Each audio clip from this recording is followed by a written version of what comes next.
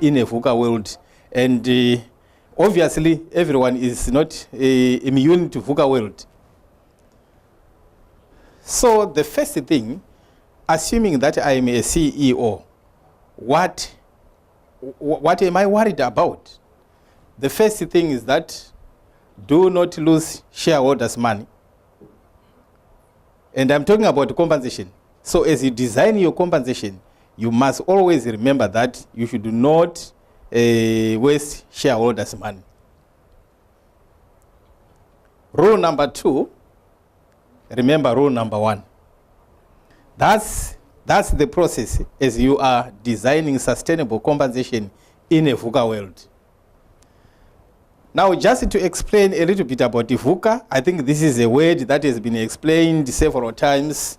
This is basically, you talk about the volatility of the environment, the uncertainty, you talk about the ambiguous, you also talk about the complex environment. So, like I said, in Zimbabwe, as we're speaking right now, we are in that environment. You cannot plan with the certainty that tomorrow is going to be the same. So you have now to think fast, and you have to think quickly. Your decisions should be spot on, lest you will be affected by this, the VUCA world. In terms of agility, this is your capacity now to think fast and to be very flexible in terms of what you do. Sustainability, this is something that you can repeat over and over again. So we have gone through these phases, but I also want to take you through the models that exist in the Zimbabwean context. The traditional, which is the fragmented, where you have your basic pay, your benefits, and the whole range of benefits. It exists in some companies in Zimbabwe. Then the total cost modern, where you just have one single figure and say, budget for yourself.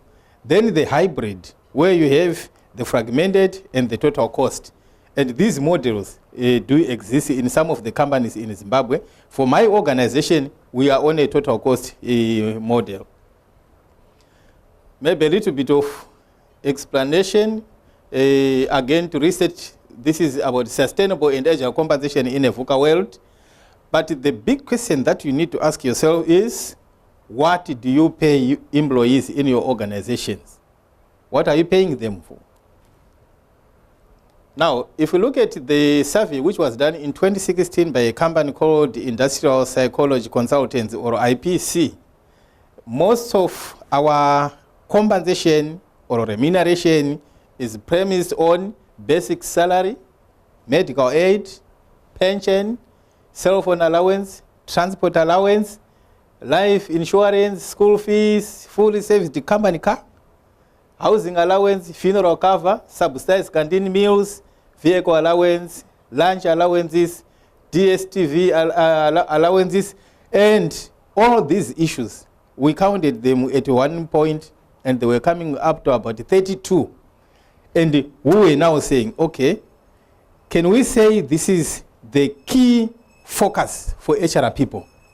If not, what do we need to do to make sure that we simplify and clean up the payroll? So as I was talking about those fragmented total costs and the nucleus of both fragmented and total cost, some organizations, they are still going through this phase. Their payroll is designed around these issues. Now, the models and the assumptions, the employer knows what the employee wants. That's the assumption around the traditional method. But is that correct? Is that a fact? Employer can manage an employee's affairs better. Is that correct? Employees' needs are the same. Again, is that correct? Is that ideal? I don't think so. Employees are motivated when they receive payouts from the employer. And that is an example. Employees are irresponsible and therefore need close management even with their pay. Is that correct? But you give them your business to run. That's where we've got issues with some of the models that we use as we design a compensation.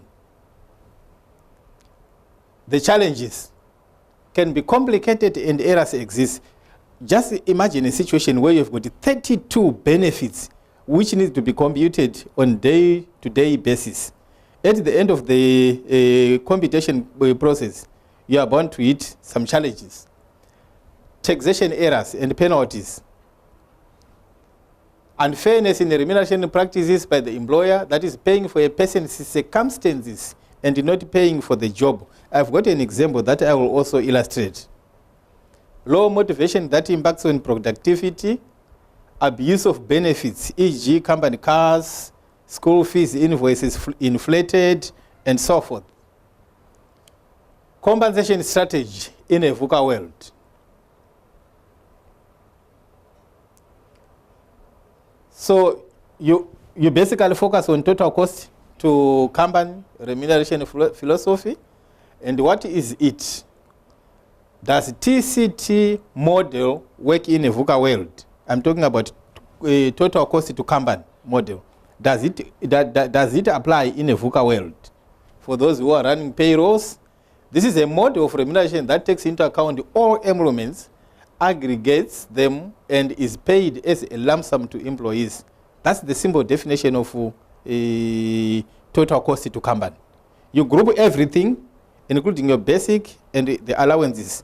Then you give the individual the figure so that he or she can run his own affairs instead of trying to manage compensation for individuals. Then the model, the assumptions around the model. Employees know what they want from the salary. And I believe that's a fact. Employees can manage their own affairs. If you give them their money, total check, they know where to send their children to school. They know what type of a car to buy. They know what type of expenses to engage, other than prescribing the form of expenses for them. Employees' needs are different. Young employees want holiday and travel over pensions. So the assumption with the traditional compensation is that you can actually design a compensation framework where the emphasis is more on giving each other pension. Yet I don't want pension. I want to travel. I want to be where I have not been before. For example, if you look at now at the situation that is happening in Zimbabwe, where inflation, at the moment, the official one is on 42%, but the unofficial inflation is now at 100%. And now you are saying, you are banking my money for the future, and where we have got this VUCA world, that money is going to be hit by inflation. So it's better you give me my money now so that I go and attend World HRT Congress when it is still a value. Employees are motivated when they decide on what they want to use their money for. Employees are responsible with their pay. Agile decisions are made. Now, just as an example, you have got two people. There is Rutendo and John. So in terms of basic salary for Rutendo, it's 1,000. School fees, 500. Cell phone, 10. Medical aid, $100. Housing allowance, 400. And the total package is 2,010. If you look at John, same basic salary. Remember, these two guys are doing the same job. Now, in terms of salary, same. But in terms of school fees, you find John is not getting any school fees. Why? Because John does not have a child. We are paying for a circumstance, not the job. If you look at the cell phone allowance, same. Medical aid, John is still single and is getting $10 just to look for himself. But when you look at Rutendo, she's getting $100. Now, in terms of housing allowance, John stays in a bachelor flat and is getting $100. But Rutendo is getting $400. Now, as you look at the total computation, the total package, Joe Rutendo gets 2010 and John gets 1120. There is a problem there. Serious problem, which we now need to address if our compensation model is going to be sustainable. So possible benefits, when you look at the total cost to company, many people do not realize the problems associated with the traditional model, but we still continue to hang on to the total model and say this is your pay and a whole lot of your benefits. Then employer is able to visualize the true cost of labor. If you go on the total cost model, you can budget with certainty and you know exactly what your wage bill is. No shock labor cost increases without corresponding increases in staff numbers. And in some situations, you also say you only add additional employees where there is corresponding additional in revenue. Breed citizens who take full responsibility of their welfare, not someone who will be a responsible mentality, or someone who has got a responsible mentality. Now, TCTC benefits is to administer less payroll processes. Look at those 32 benefits. Now we are just looking at one figure, and it's a benefit to you. No tax errors, internationally recognized, is to compare remuneration for similar jobs across sections or nations, empowers employees. Because if I know with certainty that every month my remuneration or compensation is $30,000, I can budget with certainty. Now, other benefits, there is fairness in compensation, motivation, increased productivity. Then benefits again, leaner HR structures which focus on key HR strategies. Instead of having someone who looks at benefits, you just have a person who looks at compensation, and that's one figure. Reduce the remuneration discussion, negotiations, meetings, thereby saving time for productivity. You see situations where you go and bargain for transport, increase in transport allowance, increase in school fees, increase in holiday allowance, and increase in almost every benefit. And it's a mammoth task. It's smart, cleaner payroll, no more 2-page long pay advice slips. Again, if you look at where we are going in Zimbabwe, the majority of the people are actually classified under the millennials. And I've already mentioned that millennials do not want pension. Millennials want to be given an opportunity to use their money while it still has value. So as we design agile compensation, these are the issues that we need to look at. Then according to the results which are also carried out, we find 44% are still using the traditional model, 38% hybrid, 18% they are on total cost. But the movement now and the campaign is to say, let's go total cost to company. Then basic principles. The issue to dialogue with the employees and key stakeholders as you go towards total cost is very important. You must also ensure that as you transition into the new model, employees are not worse off. So in other words, there is the gross up effect that is needed to be done. Then some fears, as you implement this, would employees be able to manage their salaries on their own? Oh yes, they should be able to manage their salaries on their own if they are able to manage their families. What about their salaries? Would the conversion not cost us more money to employers? In the initial phase, because you are going to gross up, in the initial phase it will be more, but as with the subsequent years, then it will be leveling out. And that is the best way to go. Would employees be able to maintain their vehicles in a good state of repair? Yes, give them, they will manage their vehicles.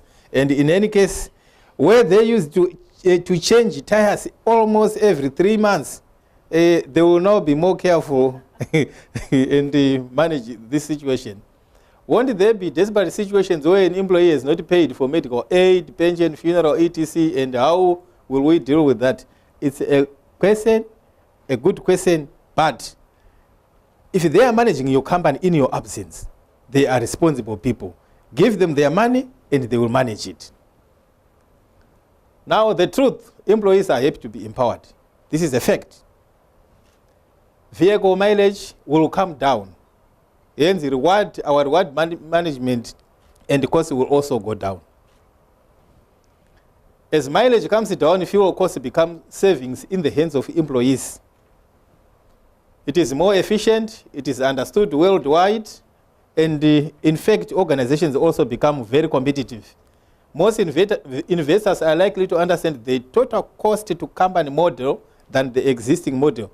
If I am actually an investor and I see you've got a two-page document of benefits, I see an opportunity to manage costs, I see an opportunity to cut costs. So it's better to have one figure which then presents a challenge for the investor to reduce the benefits. It puts all employment costs into one perspective.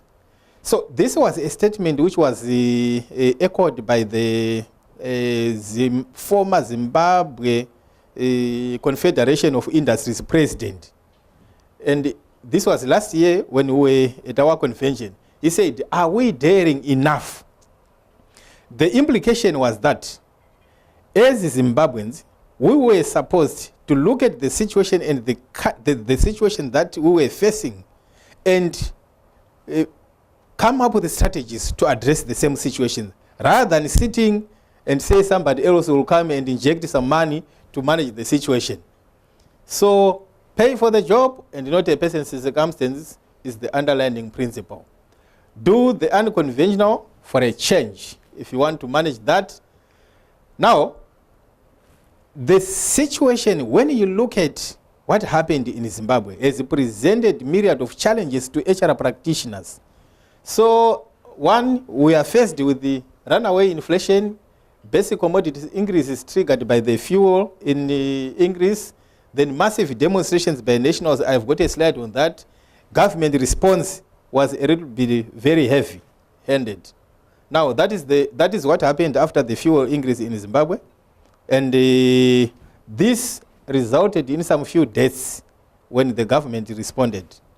But this was a result of the increase in fuel. Now, what did HR people do to make sure that employees will remain coming to work, but at the same time remain committed to do the work? The first thing, we tried to run away from fixed cost, because in a runaway inflation, if you load your fixed costs, it will be very difficult when you want to make termination decisions. It becomes very difficult. So you have to apply something which is a little bit flexible and something that you can remove in the event that the situation becomes a little bit stable. So the first thing, we just looked at people who had some leave days and say, hey, the situation is getting worse, but what we cannot do is to increase fixed costs. No, if you have got your leave days, just dispose your leave days and we'll pay the leave days. That was one approach that we took as HR people.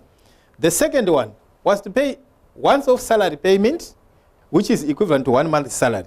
You simply look at the situation and say, rather than just waiting for the situation to normalize, let's just give you something which will sustain your livelihoods. Then the performance variable pay, where we set targets and say if you continuously meet those targets, then we also pay corresponding percentage of your salary. It can be 10% of your salary, 50% of your salary, which is not fixed to your costs. Then review of pay dates. In some situations, most companies in Zimbabwe, they pay around maybe 25, 30 of every month. But we would say, okay, we want to preserve the value of money. Therefore, let's bring forward the pay dates to around 15, so that at least we mitigate some challenges being faced by employees. Then advance loans. Again, that was an initiative that we also took to make sure that at the end of the day, we assist employees. Then sourcing of scarce products. For example, cooking oil or sugar. during this period, and even as I'm talking right now, we are facing serious challenges of cooking oil and sugar. And therefore, as an HR person, you then get out of your comfort zones or your boxes and then start looking for these scarce products and buy in large quantities for the employees. Then review of annual incentive bonus payment dates. Under normal circumstances, for senior management, you get your incentive bonus after a year and after audit.